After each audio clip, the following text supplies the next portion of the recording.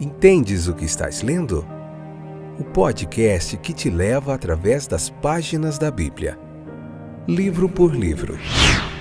Capítulo por capítulo. Uma exposição bíblica emocionante. Aperte os cintos e embarque comigo nesta viagem.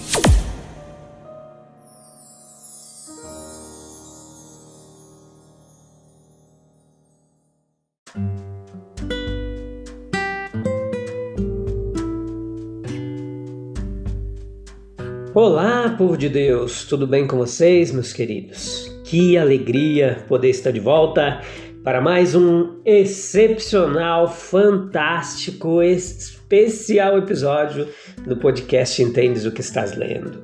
Hoje nós vamos encerrar o capítulo 20. Hoje é Lucas capítulo 20, a parte terceira, episódio número 338. Nessa quarta temporada, esse é o último episódio do capítulo 20. No próximo nós já estaremos no capítulo 21 e eu conto com a sua presença, a sua paciência e a sua audiência.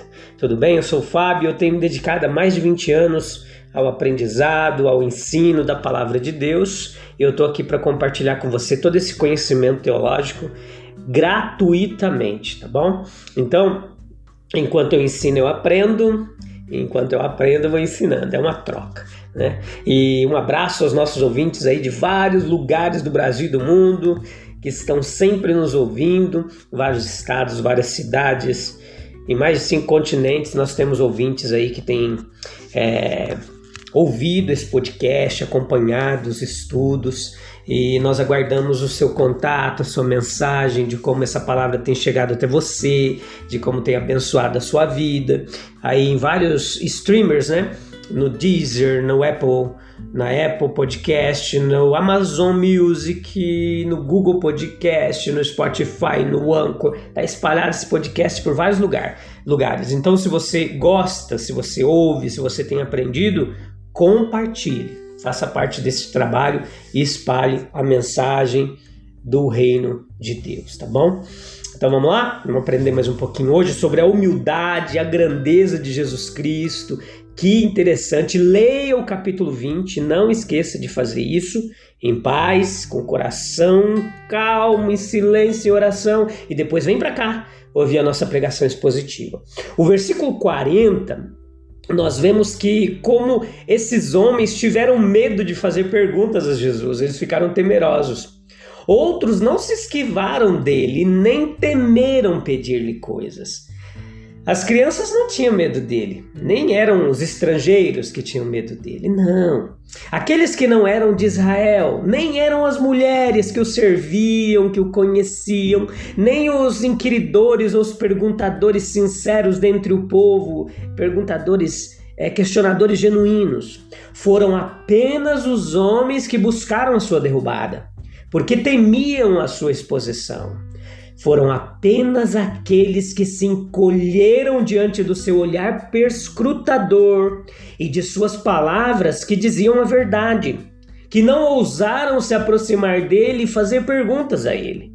Nenhum homem, por mais ignorante que seja, por mais jovem que seja, nenhuma criança precisou recuar do Senhor de amor, de pedir-lhe o que precisasse dele. São apenas os falsos que têm medo da verdade. Jesus suportou longamente os questionamentos de seus inimigos, mas havia chegado a hora de perguntar algo a eles. Nós podemos muito bem suportar os inimigos de Cristo, mas chega uma hora em que nós temos que enfrentá-los com convicção. E é nessa ocasião aqui do texto que o nosso Senhor ele colocou os seus ouvintes em uma dificuldade da qual ele não se ofereceu para livrá-los. A sua função profética era iluminar, libertar e aliviar, mas aqui está uma ocasião em que ele serviu melhor aos homens, colocando-os em uma dificuldade da qual eles não encontraram escapatória. Esses fariseus imaginavam que sabiam tudo sobre as Escrituras, que podiam ser conhecidos. Eles eram instruídos, mas eram imprudentes. Eles tinham uma grande familiaridade verbal, uma boa retórica, literal, com seus livros sagrados, mas tinham perdido o significado mais profundo da verdadeira religiosidade. Eles não haviam perguntado com humildade, inteligência e reverência suficiente. Quanto mais há em nosso Novo Testamento do que já encontramos. Que profundidade de sabedoria, meus queridos, existe nas palavras de Cristo. Que esclarecimento nas cartas dos apóstolos. Embora possamos não ter perdido o nosso caminho tão gravemente como os escribas o fizeram, ainda assim pode haver muito da verdade divina que ainda não descobrimos. Que a investigação paciente do texto, devota, revelará a nós. A humildade e a grandeza de Jesus Cristo é uma dessas verdades que está ali como um tesouro. Ele é o filho de Davi e ele também é seu Senhor. Nós entendemos isso melhor do que o mais avançado e iluminado de seus discípulos poderia naquele momento.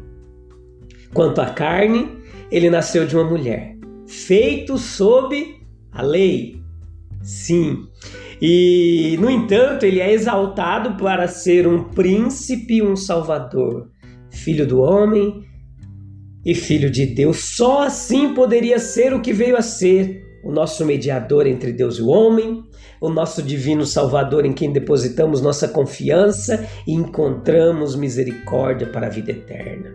Nosso divino amigo, de cuja perfeita simpatia nós podemos ter certeza, é o nosso legítimo Senhor, a quem podemos trazer a oferta de nossos corações e vidas. Existe nesse capítulo 20 aqui do versículo 40 em diante, e até no versículo 21 que nós vamos ver mais na frente, algumas reivindicações e julgamentos. Pois nós vimos na última ocasião como Cristo havia vencido todos os que haviam tentado com ele debater. E agora o encontramos fazendo uma pergunta pertinente a ele sobre si mesmo e efetivamente os intrigando. Os versículos 41 ao 45 nos traz várias lições, porque veja que está claro nos evangelhos e também nos targuns lá dos judeus, que são as traduções, os comentários em aramaico da Bíblia hebraica, da Tanakh, escritas e compiladas em Israel e Babilônia, desde a época do Segundo Templo até o início da Idade Média. E esses textos eles foram utilizados para facilitar o entendimento daqueles judeus que não falavam o hebraico como a língua mãe, e sim o aramaico. Os dois Targumim mais conhecidos são o Targum de Onkelos sobre a Torá e o Targum Jonathan ben Uziel sobre os Nevim, que é os profetas, como eles chamam, né? Nevim. Eles dizem que o Messias desejado pelos judeus não era necessariamente divino, veja. Era um príncipe temporal, um Messias militar pelo qual eles ansiavam, e nenhuma divindade era necessária para desempenhar o papel de um herói conquistador que eles desejavam. O livro deles, os comentários do Antigo Testamento aqui que nós citamos, apresentam um Messias meramente humano que lhes teria servido admiravelmente. Quando eles conseguiram portanto, que alegava ser divino, eles o condenaram por blasfêmia e nunca pararam até que o tivessem eliminado pela crucificação. A pergunta de Nosso Senhor no templo era despertá-los para um senso das reivindicações apropriadas do Messias. Isso tudo sugere quão propensos somos a nos satisfazer com meros salvadores humanos. Eu tenho visto isso hoje, gente. Os judeus queriam um Messias para reunir exércitos, para libertá-los da escravidão romana e dar-lhes todas as boas situações de um novo reino. Eles não queriam nada que um líder inteligente não pudesse fazer por eles. E há muitas pessoas cuja única salvação desejada é saciar a fome, saciar a sede e suprir o desconforto físico, encontrar prazer. Eles não têm real desejo de libertação da pecaminosidade de nossa vida, da cobiça, do descontentamento. O único pensamento de alguns é encontrar alguém que possa ajudá-los um pouquinho a melhorar a vida. A linhagem real de Davi produzia um príncipe que também era senhor de Davi. Isso que Jesus fala. Isso tudo fica claro a partir do Salmo 110, que Jesus cita que Davi percebeu no Messias o seu presente Senhor. Ele governou sobre Davi e foi reconhecido por Davi como seu Senhor. Quando nós, meus queridos, acrescentamos a isso o fato de Davi ter sido o maior monarca de seu tempo, nós vemos que a única interpretação desse senhorio que Davi profetizou e que Jesus falou sobre é a divindade do Messias. Esse Messias, ele é feito pelo Altíssimo para sentar-se à sua direita até que seus inimigos sejam feitos escabelo de seus pés. Escabelo, essa palavra é uma palavra muito antiga, que é aquela poltronazinha onde apoia os pés embaixo do trono, onde se usa em algumas mesas hoje. Todo o quadro envolve e implica a divindade de Cristo. E agora, se esses escribas e fariseus tivessem agido honestamente, eles teriam dito: aqui está um ponto que nos escapou. Este senhorio sobre Davi é uma reivindicação que a filiação não cobre. Deve haver mais no messianismo do que nós suspeitamos. Nós devemos reconsiderar a nossa atitude em relação a Jesus e fazer-lhe justiça. Mas em vez disso, eles deliberadamente ignoraram a dificuldade e continuaram com sua perseguição ao divino Messias. Agora, isso certamente é para nos mostrar que precisamos de um Salvador divino, pois a salvação, ela deve ser do poder e da culpa do pecado. Nós precisamos de um Salvador, que seja nosso Senhor, a quem não apenas devemos lealdade, mas adamos alegremente. É um divino Senhor dos tempos, o Rei dos reis, o Senhor dos senhores, a infinita majestade de quem precisamos para nos dar a emancipação que só pode beneficiar as nossas almas. Considere comigo a condenação de Cristo a respeito dos escribas, versículos 45 e 47 desse texto. Vendo como eles rejeitam a evidência bíblica de suas afirmações, Jesus passa a advertir os seus discípulos contra eles. Jesus os conhecia profundamente. Ele os acusa de fabricar habilmente uma reputação religiosa. Eles usavam roupas peculiares, os modistas da época tinham sido requisitados. Eles saudaram o reconhecimento das pessoas nos mercados, tomavam por direito os lugares mais altos da sinagoga e as salas principais das festas sociais. Eles fabricaram tal reputação que lhes garantiu uma honra abundante. Eles negociaram com base nessa reputação. As viúvas recebiam seus conselhos, intercessão e pagavam muito bem por isso. De fato, o nosso Senhor os acusa de devorar a casa das viúvas em sua ganância. Em vez de as viúvas inspirarem piedade, elas pareciam elegíveis como vítimas indefesas. A sua condenação será proporcionalmente grande. Profissões que são negociadas acabarão por obter uma condenação mais profunda. Quão necessário é que a genuinidade de nossa profissão seja testada. Se for por amor a Deus e não por vantagens mundanas, finalmente resistirá ao teste. Jesus critica essa religiosidade exterior, hipócrita, que vemos hoje em dia também. Ou muitos que têm, em vez de ter Jesus como modelo, têm esses escribas e fariseus, só podem. É caráter, é preceito. Esses versículos 45 ao 47 desse capítulo 20, eles sugerem 5 verdades de importância muito prática, meus queridos. E você pode anotar aí, porque é muito importante. Esse caráter é de mais consequência do que preceito. Cuidado com os escribas, Jesus falou. Eles se sentam na cadeira de Moisés, se acham donos da lei e ensinam o que você deve fazer. Mateus 23:2 diz isso. Mas a conduta deles é tal que eles devem ser evitados em vez de procurados. Cuidado com o homem mau. Embora seja um bom professor, um bom líder, a influência de sua vida será mais forte do que o efeito da sua doutrina. Um fará mais mal do que o outro fará bem. Em um professor religioso, piorou. O caráter é a coisa principal. Se isso não for correto, não prossiga. Procure outro. Alguém que você possa respeitar. Alguém que o eleve pela pureza de seu coração e pela beleza de seu comportamento. Quão infantil e até desprezível para os homens encontrar gratificação em tal exibição de sua própria parte. Afundar em tal vaidade é totalmente indigno de um homem que teme a Deus e que professa encontrar sua esperança e sua herança nele e em seu serviço.